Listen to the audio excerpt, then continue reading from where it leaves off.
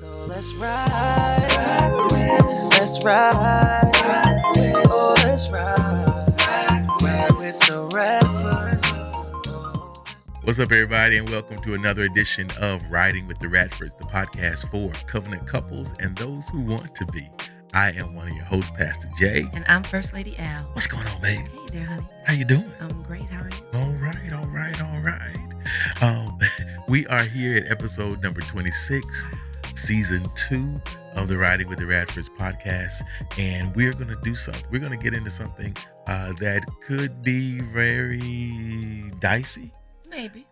Very dicey, but it is actually something that is real among relationships, among spouses, that I think we both think need to be addressed. We've seen some things in our time of counseling with others, and it is the topic of flirting, innocent or infidelity, and we're gonna look at some stuff that to help you come to a better conclusion if you're not sure about if what this flirting is doing, if it is actually something that can be overlooked, or is it something that needs to be seriously considered?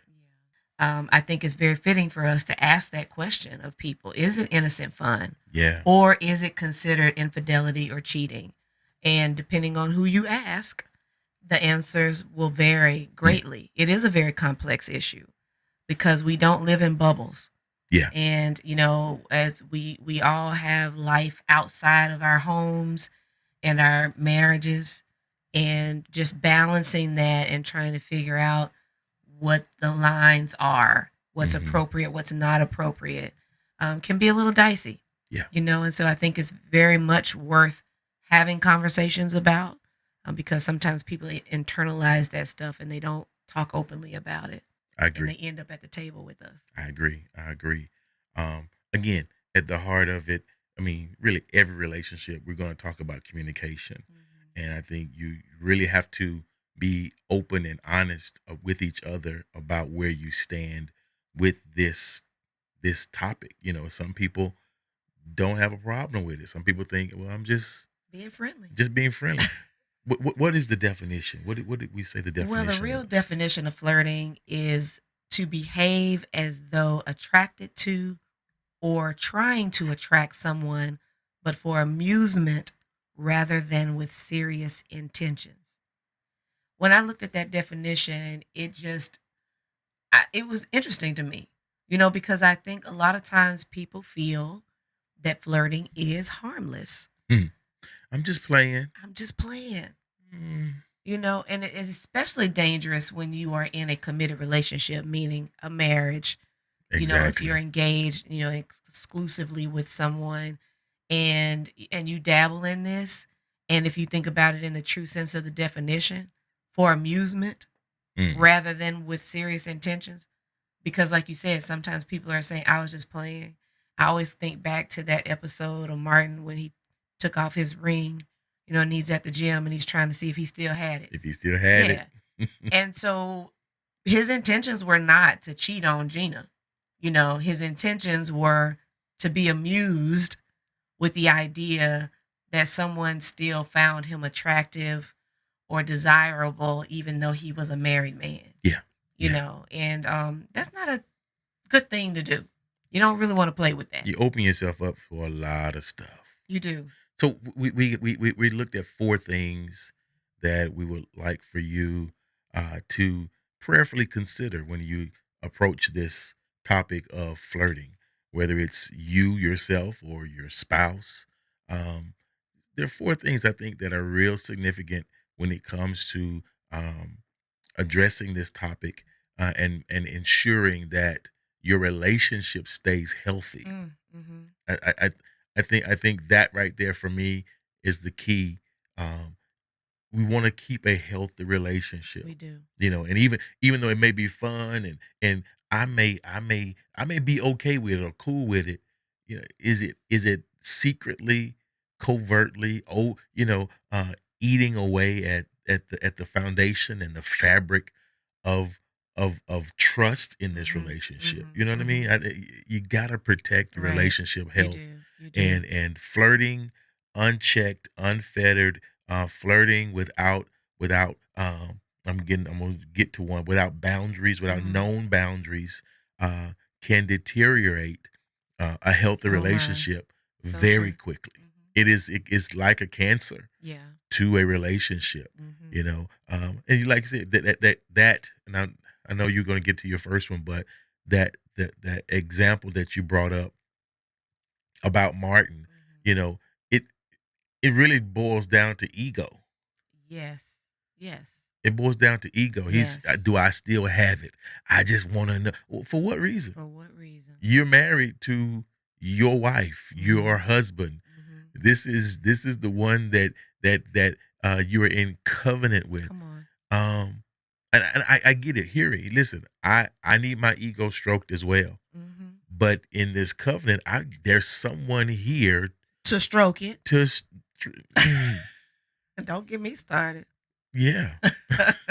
Now, if your spouse is not, that's another issue, It is another and issue. you do not want to bring flirting in to add or compound to the issue. Right. That Right. that's a whole nother ball of wax. That's a Yeah. whole nother issue there.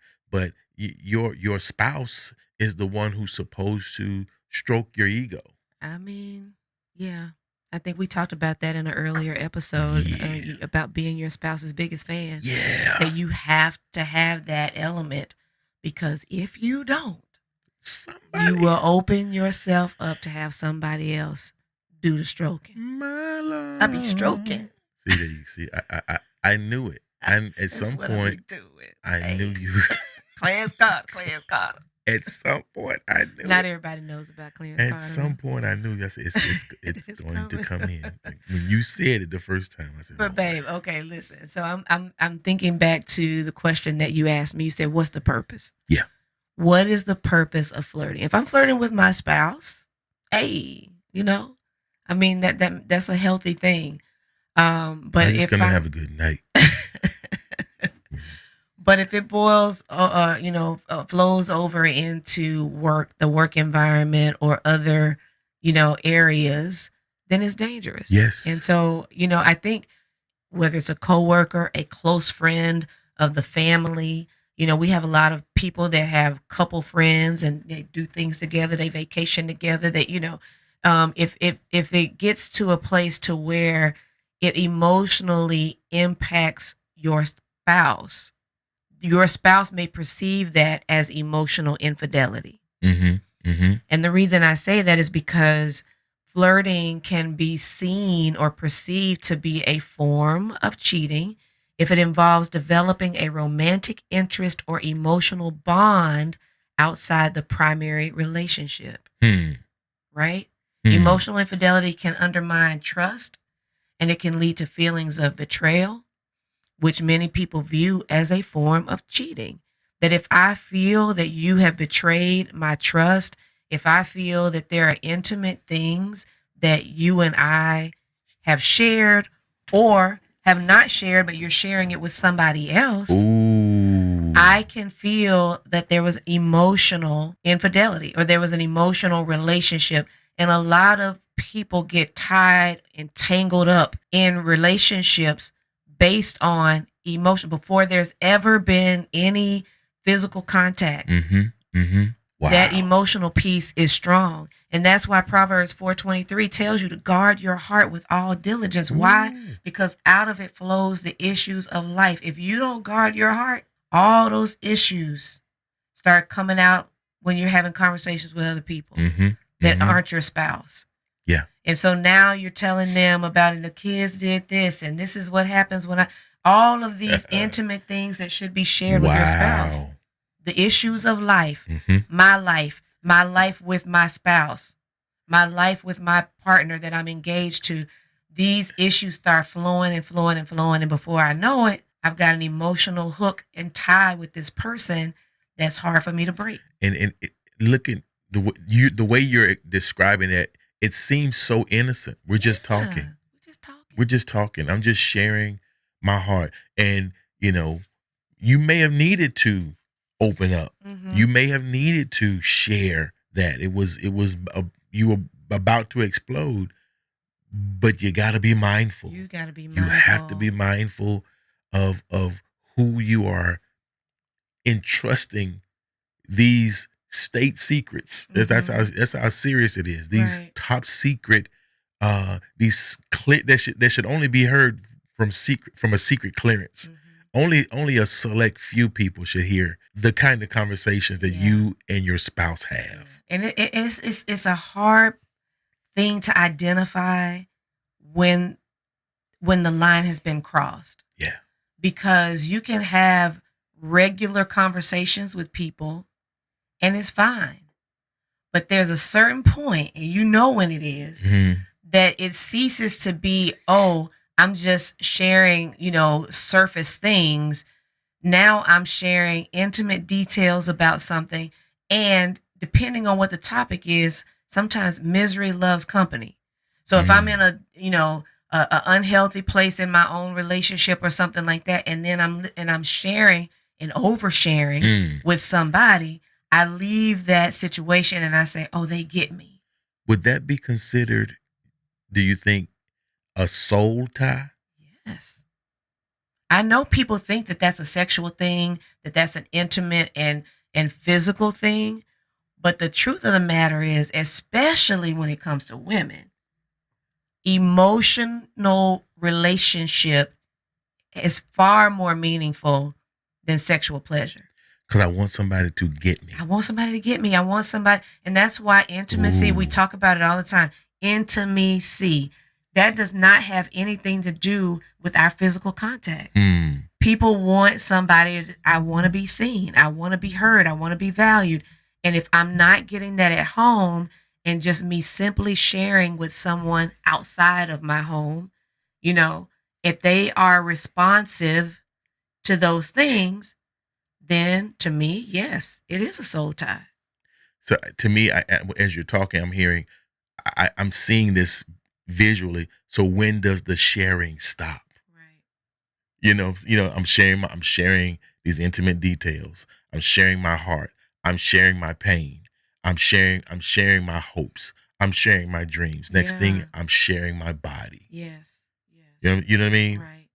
When does that stop? It opens up a floodgate that you really have no control over, right? Because you are emotionally invested. Correct. Because if you're just telling facts, that my child went to the doctor, my child is in the hospital, all of those things that are factual pieces of my life.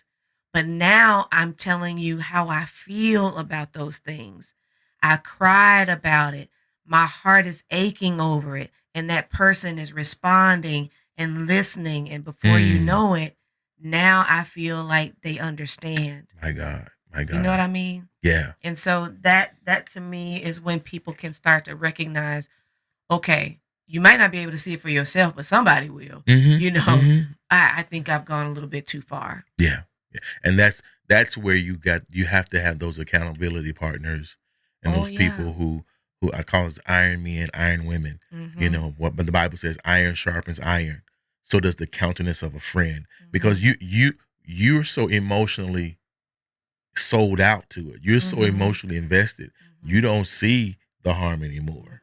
As a matter of fact, that person in your mind is giving you what you need in this moment. It's a slippery slope. Right. You have to be very, very, very careful, very intentional. Right.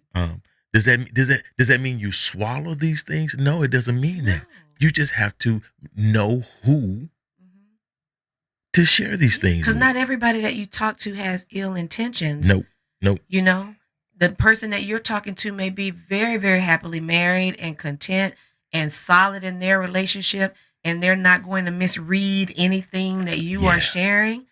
But if there's somebody that you are talking to that is vulnerable and that they are open and that they are seeking for a relationship, and your oversharing may lead them to believe that you're open to a relationship with them. Yes. That's why you have to be careful. Yes. Yes. Ooh, that's good. That could almost be its own episode right there. Come on. It could almost be its own episode right there. So what I want to share with this topic, flirting, innocent fun, or infidelity, you be mindful of intent. Be mindful of intent and secrecy. And we'll get to that. But be mindful of intent. What is the intent behind the flirting? What are you really trying to achieve? Is it really just I'm just trying to just poking fun? We just joning with each other. Are you really just trying, or do you have ulterior motives? Whether it's done and then is the flirting? Would you mind being this flirtatious in front of your spouse? Or does it have to be done in secret? Does it have to be done when everybody else leaves the break room? Those kinds of things. Yeah, those can be significant factors. Your intent, your motive, and can it be done around other people? Will other people be okay with that? It's particularly your spouse. Yeah, if it's something you wouldn't want to do, or want to be seen doing in front of your spouse, you probably shouldn't do it. If someone is flirting with the intent to pursue a romantic or sexual relationship, or if they feel the need to hide their behavior from their partner, it is more likely to be seen as cheating. I mean, what other conclusions are we to draw? Right. If you're pursuing a romantic or sexual relationship, or the hopes of one through your flirting, the Bible says, as a man thinketh in his heart, so is he. So if your idea was, I'm trying to see if I can get lucky, I'm trying to see if I, if there's an opportunity, then you've already cheated in your heart. Right. And sometimes you don't even know that that's what you're doing, though. Wow. Some people may not even have that intent, and I think you and I talked about this recently, because I was saying that I've had situations where people of the opposite sex may recognize a change in my appearance. Maybe I did something different to my hair, or maybe I wore different makeup or a different blouse or something like that was very noticeable. And it's one thing to acknowledge it and say, oh, you look nice today. That's a beautiful dress that you're wearing, or whatever. And that can be harmless. But I wish I was in that dress. You know what I mean? I mean, there are other ways that you might. Wait. Was that coming from a man or a woman? And I wish I was that dress. I don't know. I'm just. What?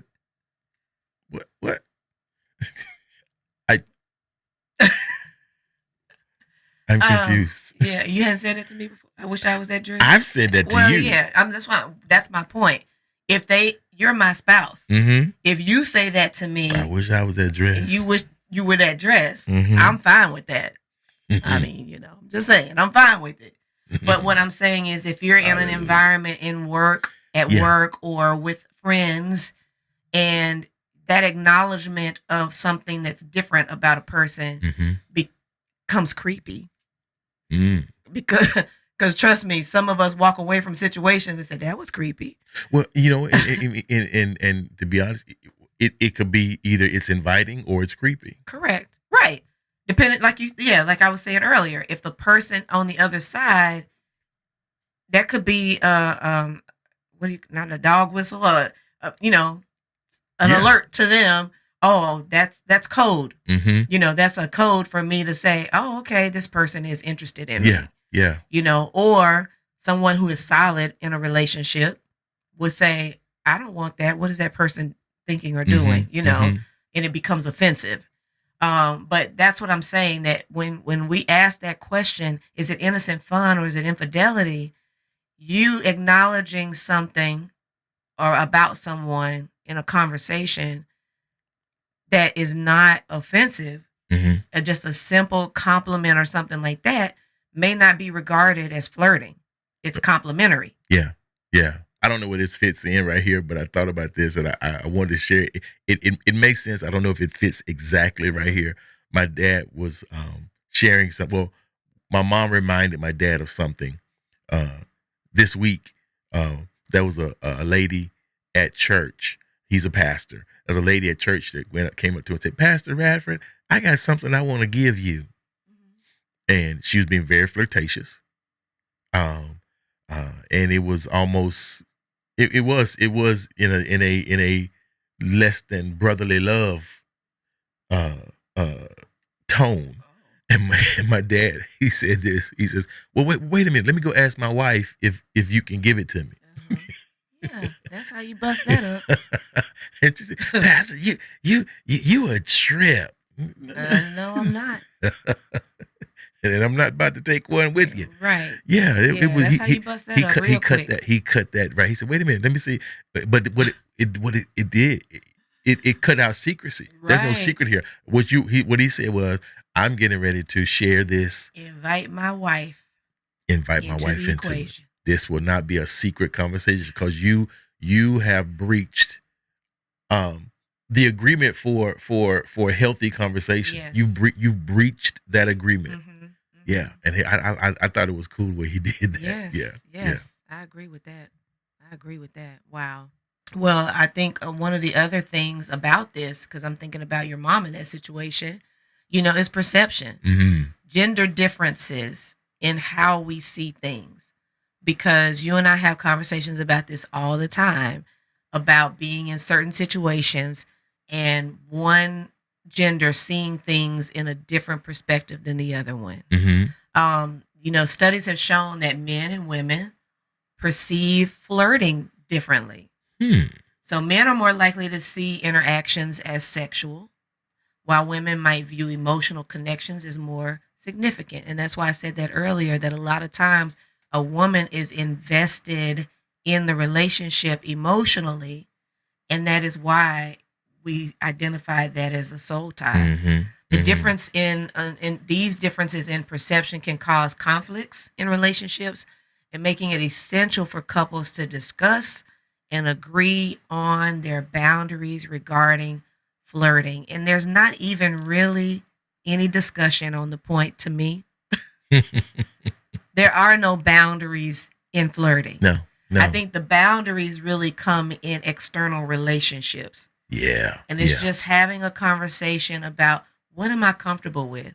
Mhm. Because again, we've sat down across the table from so many people who have never had that conversation. So is it okay for people to come into our home that we have shared relationships with and to be in a room with me by myself? Wow. Or for all of us to remain together?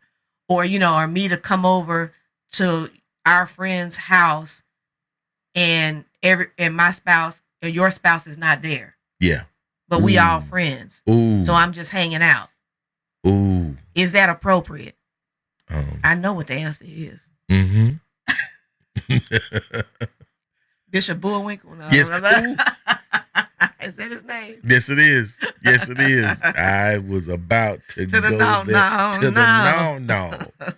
Mm-mm. No. Mm-mm. Not today, Satan.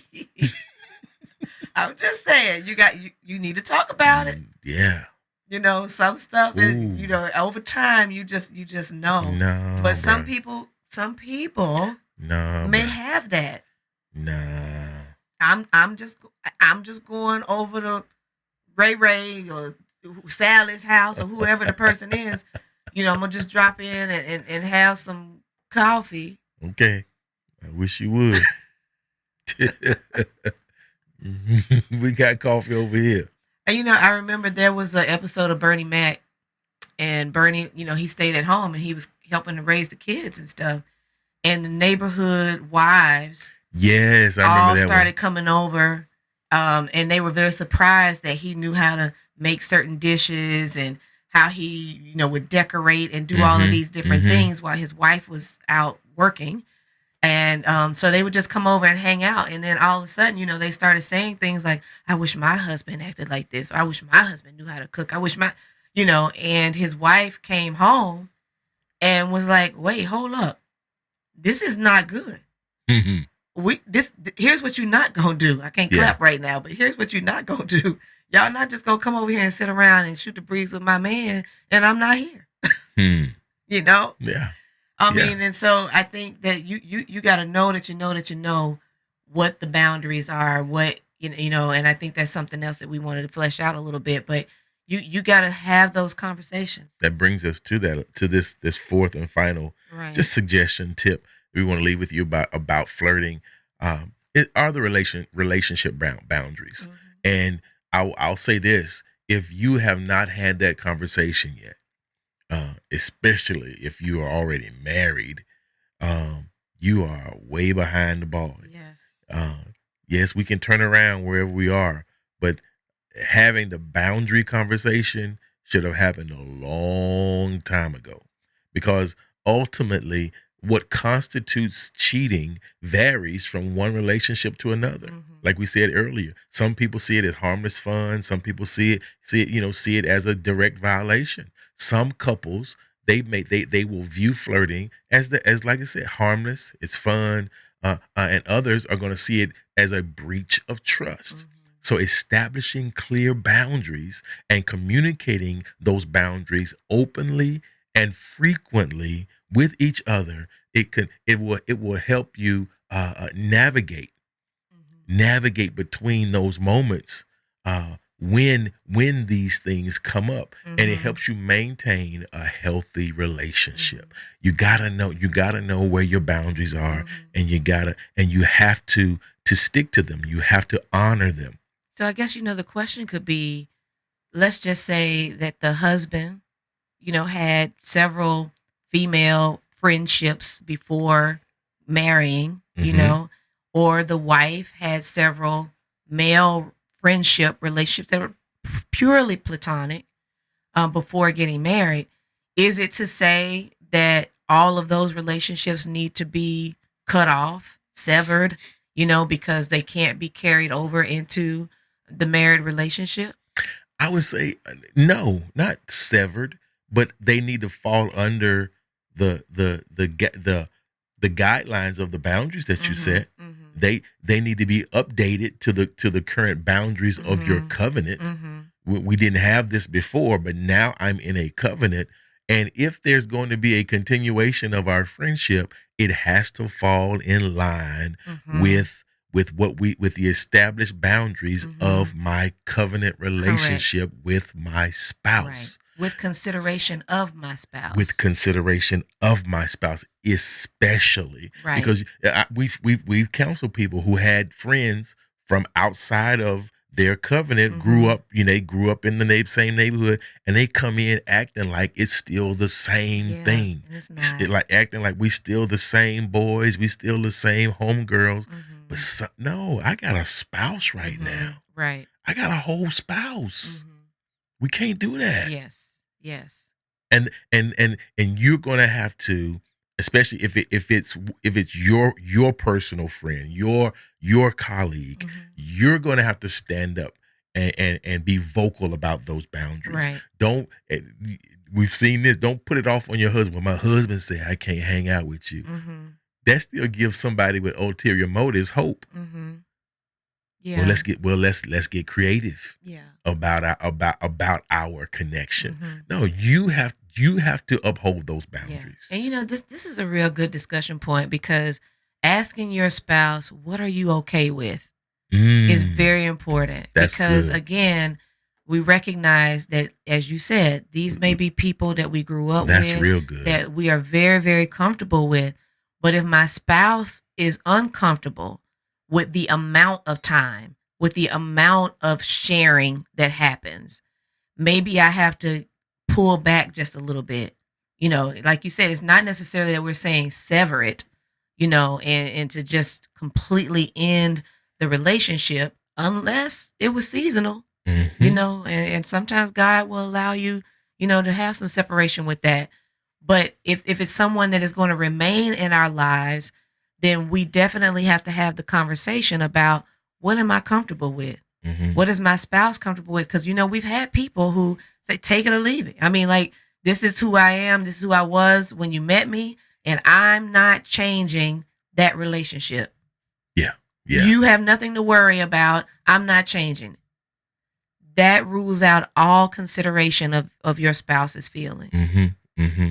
Yeah, it really does. I'm not telling anybody to be unreasonable, but what I am saying is that there are times where if this is of grave concern to my spouse, and if I truly honor and agape, walk in agape with my spouse and seeking their highest good, I'm not going to do anything that is going to cause them pain, that's going to cause them anxiety with regard to how I'm governing myself in a relationship. Wow. Wow. I owe it to them. You just put your big girl panties on there. You just put one leg at a time, baby. You just put your big girl drawers on right there. Mm-hmm. Yeah, yeah. I'm gonna say this and then I'm gonna quit. And you probably won't beat me up after this. But when we were dating, and it's a different kind of relationship. Okay. There's really not a whole lot of, we weren't really in a committed relationship Mm-hmm. at that point. But, and this may be another episode we need to bring up. The one where we talk about how you guys can see females who are stalking, but you can't seem to see guys who are stalking, y'all. Mm-hmm. When we went out to Pizza Hut in your hometown, and there was a young man that was there. Let's just was acting zesty. And your friend, I could tell he wanted to be more than your friend. He was accepting being in the friend zone at that moment, but I could tell he wanted to be more because he was very agitated. Yeah. By my presence, and I made a mental note. I said, he's got to go. You like, no, because I see you waiting for a check. You waiting for somebody to drop the mic, and you gonna try to shoot your shot. He's got to go. I said that internally. Fortunately for me, it wasn't like a close relationship. I'm so glad. Right. I'm so glad. I'm so glad. Not one that would carry over into my marriage. I'm so glad. I'm so glad. I'm so glad. Because I saw he said I'm gonna bide my time in the friend zone and shoot my shot when I think it's appropriate. But he was. I said no, he can't go no further. He can't go no further. But it's important that you set these boundaries. And so flirting. It can be with the right heart, with right intention. It can be pure, harmless, fun, witty banter back and forth. But you still need to be considerate of your spouse. You still need to be considerate of your spouse and invite the conversation. Where do we stand on this topic of flirting? Right. Because I don't think flirting is ever okay. I don't think so either. If you have a spouse. I don't think so either. Okay. Can I be real honest? Okay. In the instance of an octogenarian, an older seasoned saint, a mother in her 80s. Yeah. That's witty band. You know, I'm not interested. Right. And I get that. That's your mother. I thought that was your sister. Yes. Yes. I've seen that. I've seen that enough. But if it's Lady Eloise Marcus, then it's flirting. Yeah, it's flirting. Yeah, if she has the means to reciprocate, or thinks she has the means to reciprocate. Yeah, boomerang. Yeah, that's yeah. You stepped into something. If it's Lady Eloise, then I'm saying something. If it's Mother Gertrude and you just, hey, mother, you looking good today. You know, I'm okay with that. If Mother Gertrude start purring, right, head for the heels. Yes. Now, if she reach in her purse and give you some peppermint or something, I'm okay with that. Okay with that. Yeah. But give you a wet wipe. Give you a wet wipe and wipe, wipe your mouth. Call me later. Yeah. And your mother might go to rolling on the floor. Might be in this floor. Oh my gosh, Lady Eloise. Bust with this bag of nickels. No, I'm just playing. Lady Eloise. I'm just saying. Oh my gosh. Innocent fun. And with that, we're going to say farewell and you did that. Good day. Thank you for being a part of this podcast. Is this a podcast? Is it still a podcast? Thank you for being a part of our podcast today. We pray that something was said that sparked your interest, something was said that stirred your heart, something was said that challenged you in some way. We want you to understand that healthy, whole relationships don't come wrapped up in a package. They have to be worked. They have to be worked. And you have to guard your heart with all diligence. Don't just let stuff slide. Listen, challenge your challenges. I don't know who that's for. That was in my spirit. Challenge your challenges. Anything that's challenging your relationship with your spouse, challenge those things. Don't sit there with your lips pursed together. Challenge your challenges. All right? Challenge your challenges. And be on the lookout for Lady Eloise. All right? For Writing with the Radfords, I am Pastor Jay. And I'm Lady Al. And we say peace.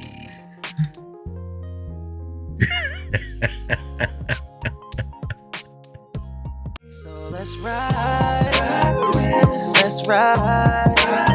Oh, let's ride. Ride with the Radfords.